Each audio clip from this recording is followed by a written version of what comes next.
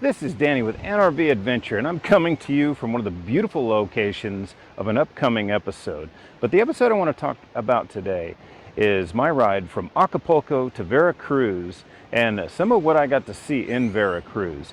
So, I started working on this project basically last year, maybe six months ago actually, where I met up with the guys from Tumin to learn more about what Tumin was and to see if we could digitize that. So this is the story of that ride and what I found in Veracruz. So like, subscribe, comment, do all that great stuff, and stay tuned for some really great videos. One of which was another breakdown that I had along the way. Time again. So it's time once again. I am leaving the Acapulco area. This is Bonfil. This is where I've been staying. This groovy little place right here for the last, almost a month now. And this conference is over and it's time to go. I'm heading to Veracruz, heading to another conference, and I will be speaking with some people at the Tumin conference, which is the local Mexican currency that is in 25 states and 6 regions here in Mexico. And I'm going to find out what that's all about. I'm really excited actually to do this. I mean, not only do I get to ride around Mexico and just see the absolute beauty, but I get to partake in and be part of not only the culture, but making positive changes for the country. So,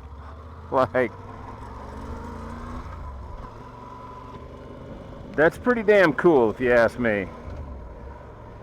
And another thing is that I am taking the Libre. I am crossing from the Pacific Ocean to the Gulf Coast, Acapulco to Veracruz, taking only the Libre. Big thing, which is kind of historical, is we are getting the city of Bonfil, where the conference was, and the orphanage and everything, to accept Bitcoin in probably the majority of the restaurants and hotels, hopefully a few convenience stores. We're turning it into a Bitcoin city to help stimulate travel and conferences, people to coming there. I mean, no matter what you think about Bitcoin, there are a lot of people who live on it or live their life with Bitcoin. I in fact do myself, and this will attract, a good amount of tourism to come and stay in their hotels, eat at their restaurants, and stimulate the economy. So I'm excited to be part of Mountains.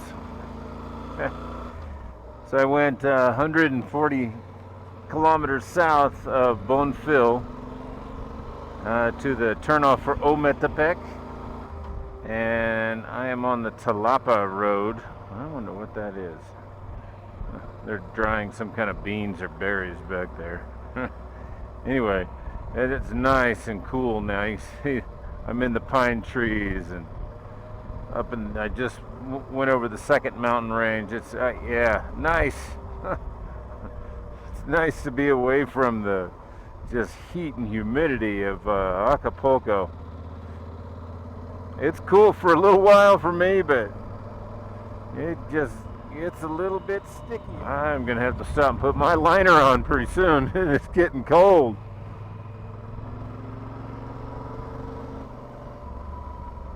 Man.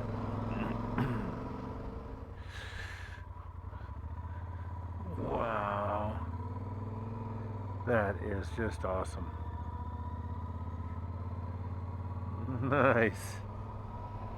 Guess I've gone over a couple of mountain ranges now, and now I think I'm in the downward decline is starting to warm back up, and I don't see too many pine trees, so hopefully I can stay in this warm weather for a little while. I know I'm going to be crossing another mountain range when I get to the other side of Mexico, and no telling how many in between. Well, I drove all throughout the night, and I ended up here. I think I'm in Tehuacan, and I'm heading to Veracruz. So I ended up here. This is one of the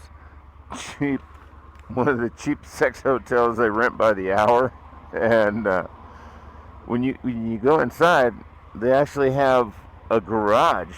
You can shut the garage behind you.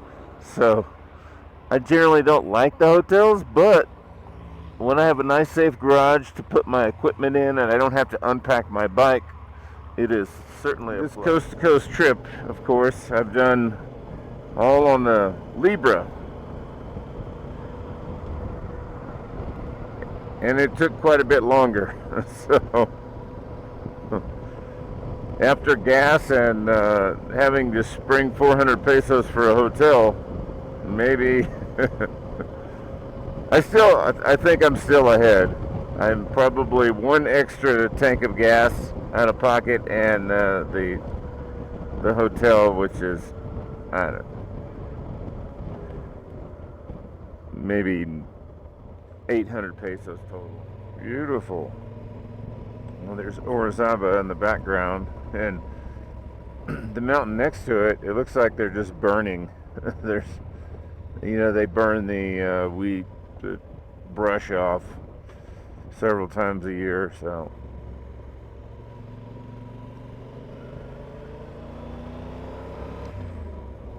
Nice.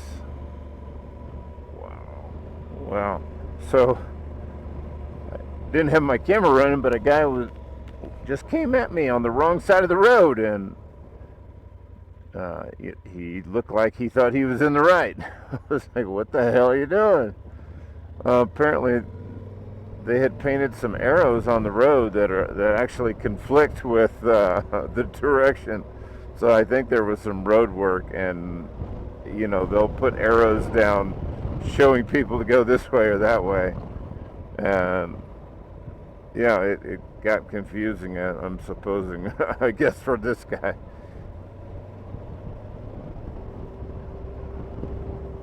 So yeah, he was coming at me right directly in my lane or on a corner. I'm like, what the hell are you doing?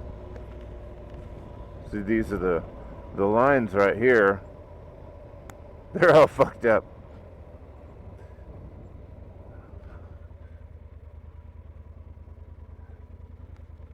Wow. So, yeah, what the hell is this? For the corners, you're supposed to go on the wrong side of the road? I guess that's for trailers or something, because they need a wide swing. Wow.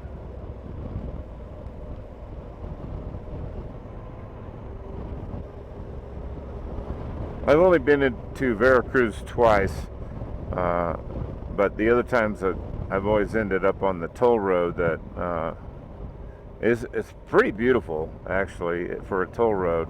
Some really dramatic bridges and tunnels. So here we go again.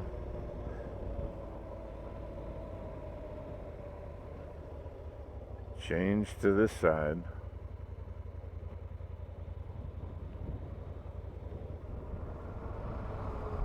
Well, I'm getting into Veracruz now.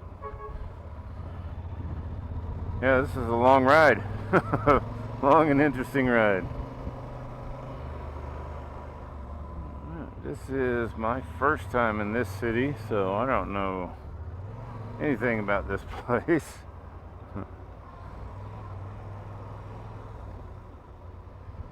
Jesus, see? There they go.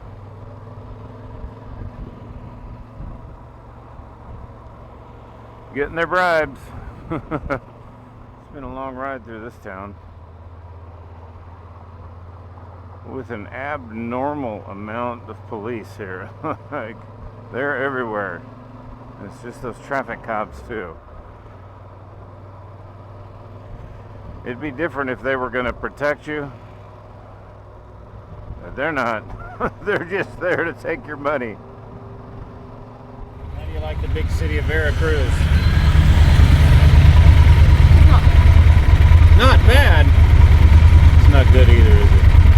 Oh, it's like a Darth Vader, like a stormtrooper.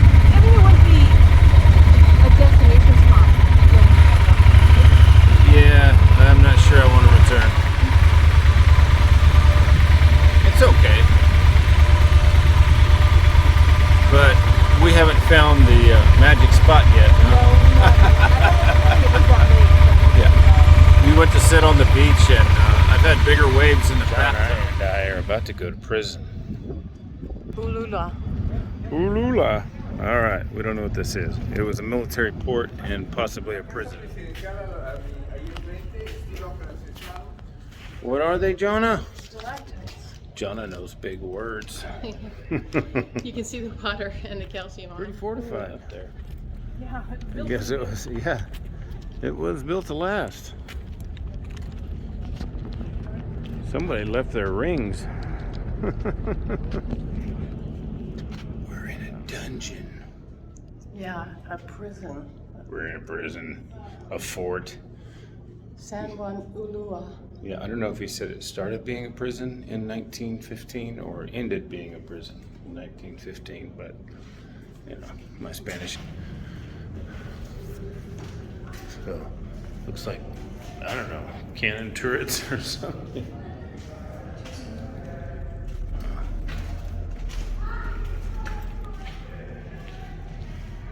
Pretty creepy.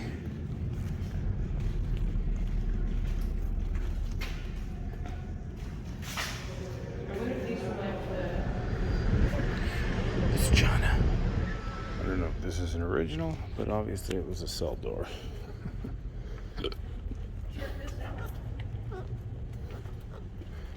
What?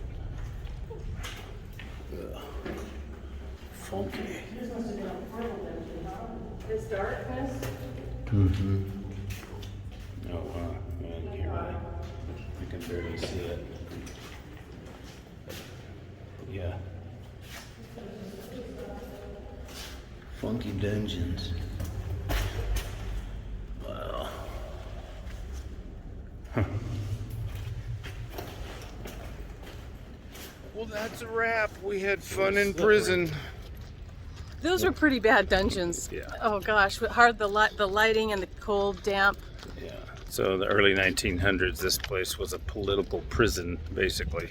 For journalists, Yeah. dissidents, Yeah. heresy, People who didn't. agree with the government. Yeah.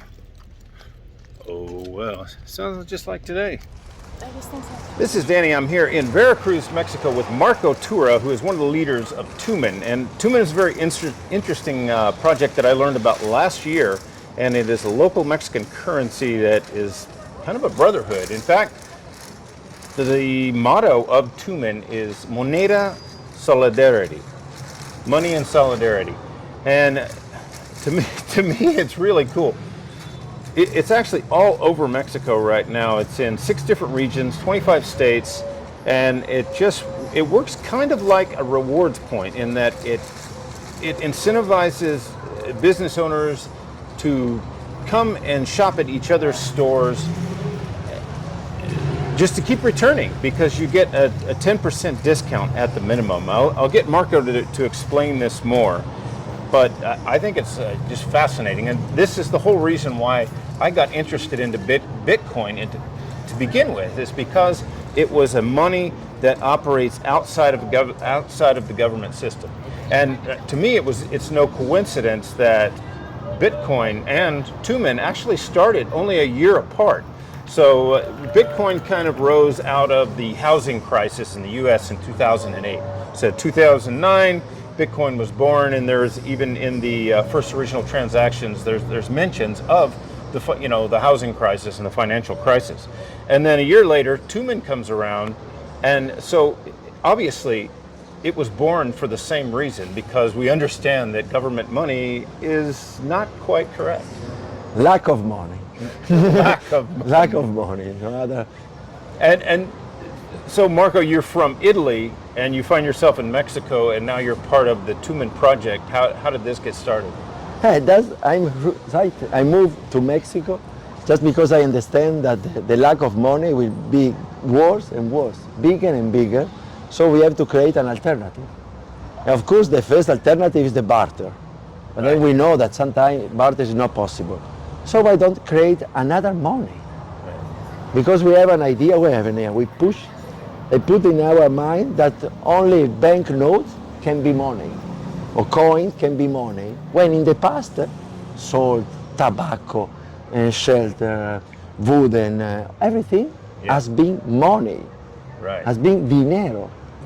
So why? Because they was used as a way of exchange, to facilitate the barter, as a way of retribution, as a way to pay taxes, and store value. Right. So we live in a monopoly of all this function of money made with banknotes o oggetto redondo de metal, circle metal object.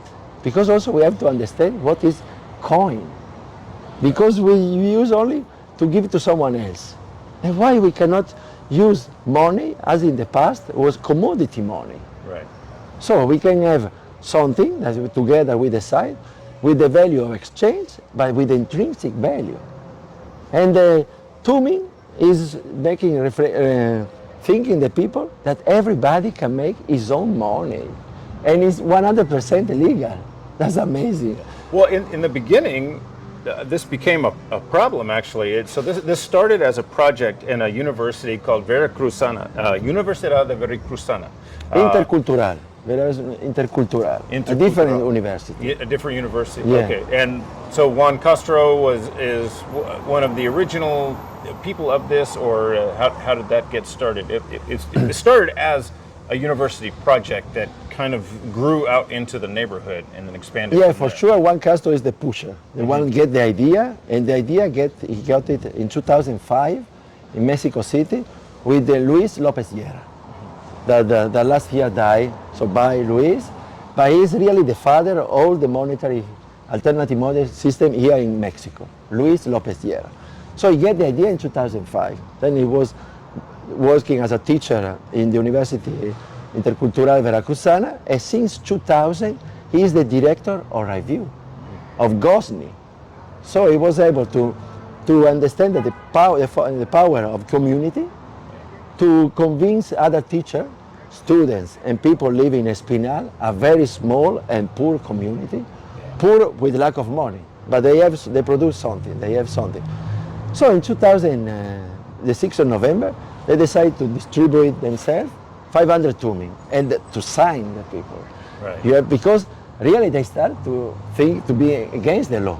Right. They really start to think, but it was the 2010 in Mexico was a special year, because in 1810 the independence, in 1910 the independence or the revolution. So in 2010 something should have happened, but nobody was passing. So you may think that this didn't mean anything, but apparently it caught the eye of the Bank of Mexico. The Federal Bank of Mexico came down on this project and basically sued it, saying that it was counterfeit. And using the protections of the Mexican Constitution under Article 2, they were able to fight back using indigenous rules, and they were able to fend off the government. In doing this, they alerted the news media, who then spread the word around around Mexico, and it kind of caught on like a virus. Now it's all over the place. Yeah, but it started in Televisa at the beginning of January 2011, and the news was a small community in the Veracruz created its own money. So the Bank of Mexico, we have to don't confuse that it's not the state of Mexico, it's the Bank of Mexico. Yes, which is like the Federal Reserve. They are a private bank. So they use the Article 2 of the Constitution, but they especially use their own GOSNI, their own newspaper, twice a month. And the article was that the pesos is owned by foreigners and Tumin is owned by Mexicans. Yeah. That's really palm to the bankers. Yeah, because he said peso is not our money. Well, then peso is a foreigner money. It's no coincidence that not soon after this, Juan lost his job because he was a human rights. Juan was a human rights professor at the Universidad de Veracruzana, and he lost his job because of this. So it's obvious that this is a threat, and it keeps growing and growing. So at that time, is a very fantastic coincidence. From Italy arrived a friend of mine, Francesco, that was a president of a local national shekel, a local currency in Italy, a people currency. So when I told him it was on the way, it was 2 weeks earlier than come, I told him, Francesco, Ame, I discovered another currency. And he wrote me, get in contact with them, I want to meet them. So me, what? I have to try to get in contact. I was able to get in contact with Juan Castro in the university, gave me his mobile phone. Right. And Juan replied me as soon as possible with a lot of information, called me anytime. Yeah. So Francesco arrived, met Luis Lopez Sierra in Mexico City, the Tlaloc, and then went to Espinal. And then from Espinal, he went to San Cristobal de las Casas in February 2011. So 12 years ago. You know, I sat in, so there was a book signing last night, and I sat in on this, and there was a lot of information that was coming out, and I kept hearing the word anarquista a lot. And it was just openly used as not scary at all, where when we use anarchist in the US, people think of Molotov cocktails or Antifa who are attacking people and, just destroying public property. But the use of anarquista by you guys is different. What does this mean? I think it's due for Ricardo Flores Magón, because last year was 100 years that he died. So they use because here in Mexico, we are always being against the government. Right. It's something, and we always try to, it's not a problem to do something against the law. It's part of the culture. It's part of the culture because I think with such a richness that there is everything in Mexico, but the quality of life is very down. So of course you have against the government. So the anarchists are the people against the government. So there is a very. When I came and I met Juan and I discovered what Tumin was, I asked him, why are you not digital? And he said, we don't know how. Dice que cuando él fue a Papantla esa vez y conoció a Juan Castro, él le preguntó que por qué Tumin no estaba ya digital, por la moneda electrónica, digamos, y dijo que no estamos todavía preparados. I work with a cryptocurrency project that creates new blockchains, and I'm creating a new blockchain for Tumin. Entonces él dice que él ya había trabajado con ese tipo de organización de monedas crípticas, criptomonedas, y que de hecho está tratando de ayudar a Tumin para que también se vuelva así. I think that the advantage of this for Tumin is if you look at Tumin now, it is traded in a community, but there are many communities.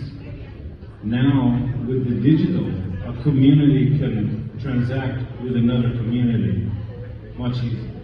Dice que él lo que piensa y ve es que el tipo de monedas alternativas como el Tumin regularmente solo se ve en lo que es la comunidad internamente o el pequeño poblado entre los socios, pero que a través de ese tipo de moneda electrónica, esa comunidad en Papantla, Veracruz, por ejemplo, puede estar en contacto con otras comunidades de México y del mundo, porque es a través de internet. So that's what I hope to create for Tumin is just a tool. We're not trying to replace your paperwork or make it different, just add a new tool. Derecha, izquierda, derecha, izquierda. Está el pulso, el tiempo de los pies.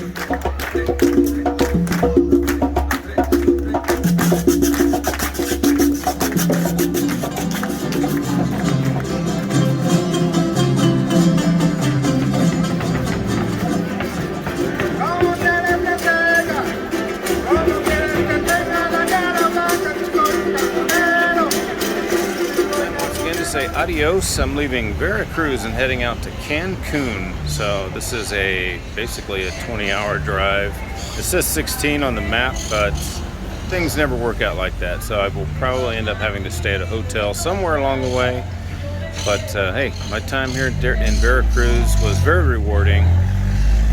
Maybe not so much on the sightseeing, but the attendance at the Tumin conference was definitely rewarding, and I can't wait to catch the next Tumin conference wherever that might be. I know there's one in July in Papantla, but who knows in between here and there. So see you in Cancun.